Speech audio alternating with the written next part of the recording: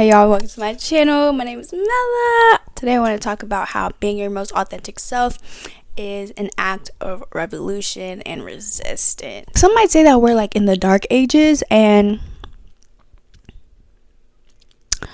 I agree, but I would say also we've been in the dark ages. Just because of how American society is, it's extremely individualistic, and we have for the past couple of years been seeing and experiencing toxic and hyper individualism due to the hyper capitalistic nature and the late stage capitalism that we are in, and now we are here.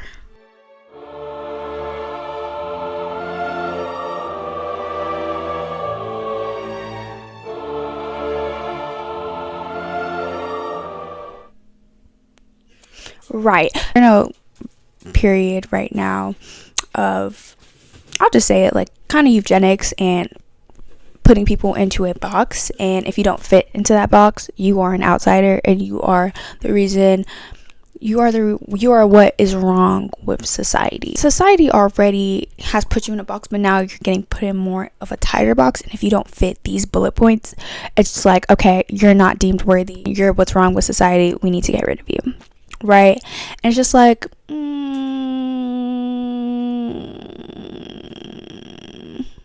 that ain't it. Everything that's happening right now is scary as fuck.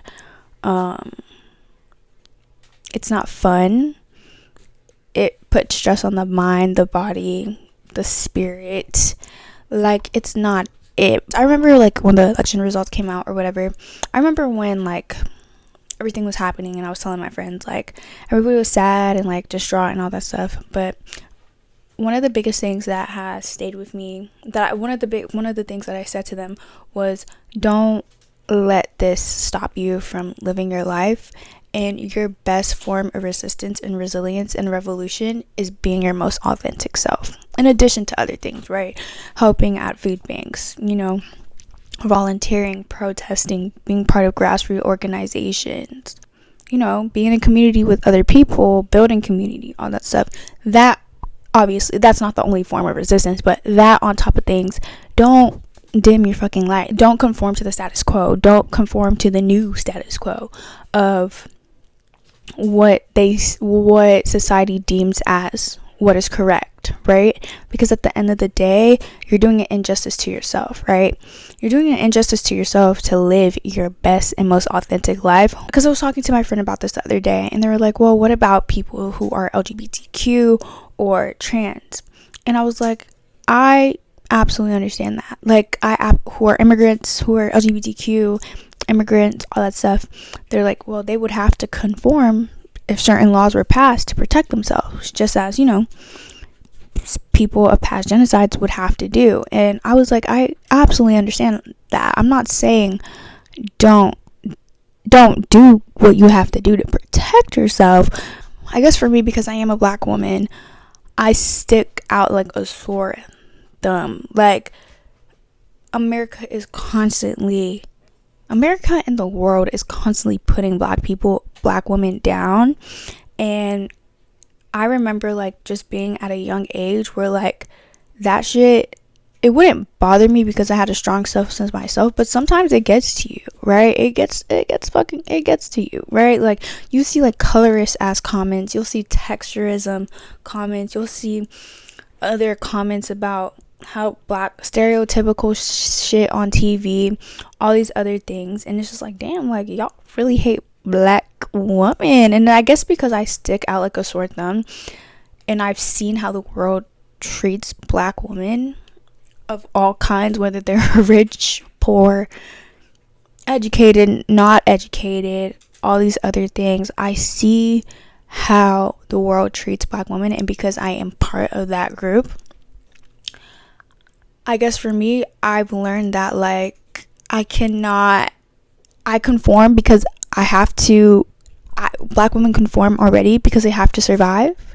They have to survive the hatred within their own group sometimes, and from the outside world as well. As I continue to grow older and become a young woman, I'm just like, okay, that's such a disservice to myself because I'm not really being my authentic self because I have to conform to protect myself.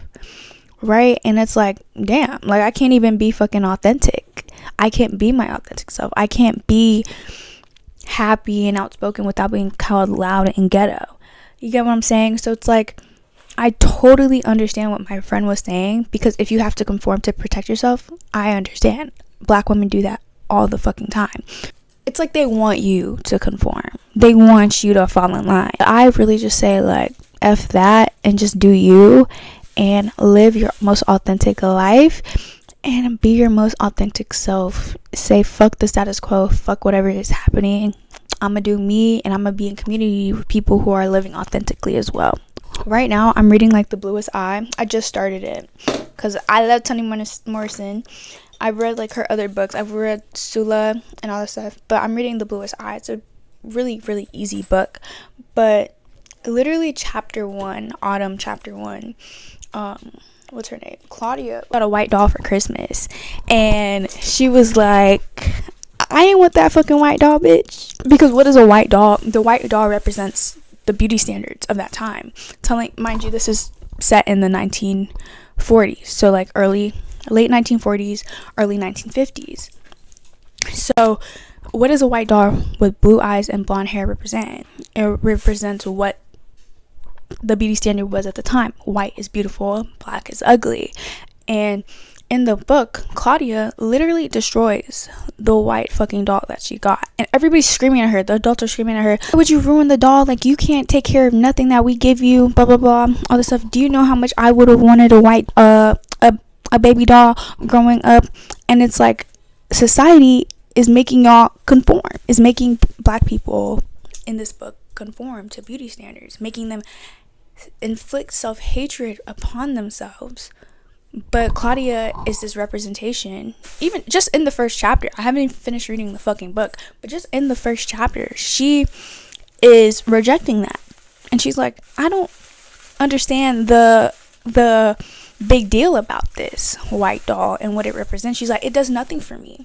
She's like, what I want is love and community, and like literally y'all should read the book, but she's literally saying like she wants love and she wants community, and she just wants to be herself with her parents just loving on her. Claudia, and just say fuck it.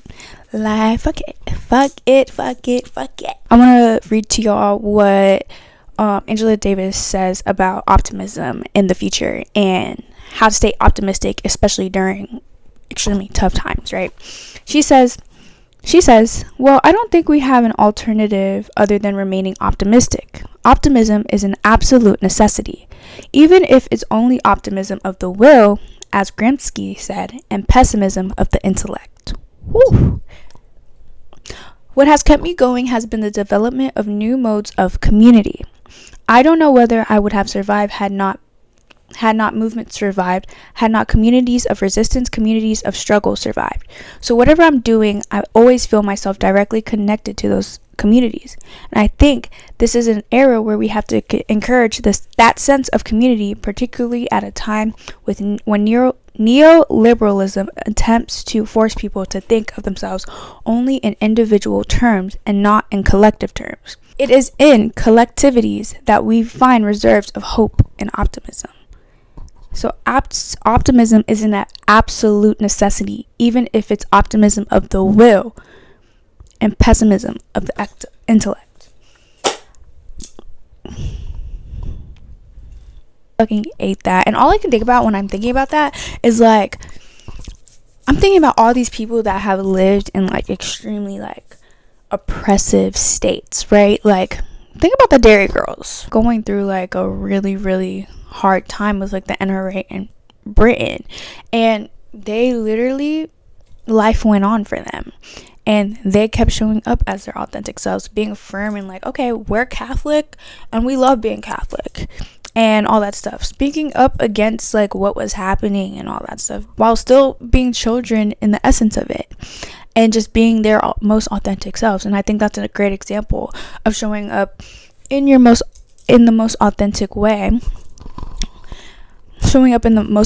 way, even when you are in a oppressed system or society.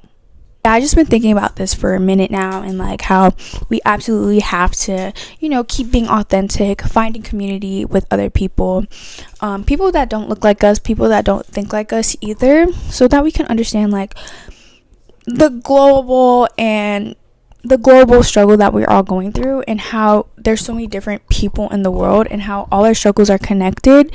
And through being our most authentic selves and showing up as our most authentic selves every day is revolutionary, and they don't want that, and like society doesn't fucking want that, you know what I mean? So I think that's important to understand, to know. I don't know if I'm making sense. I would love some thoughts. Down below. Comments what you guys think about this conversation, how you want to show up in your most authentic way. What are some other nuances to think about? When we are showing up authentically, especially in the state that we are in right now? Yeah, like, comment, subscribe, and I'll see y'all soon.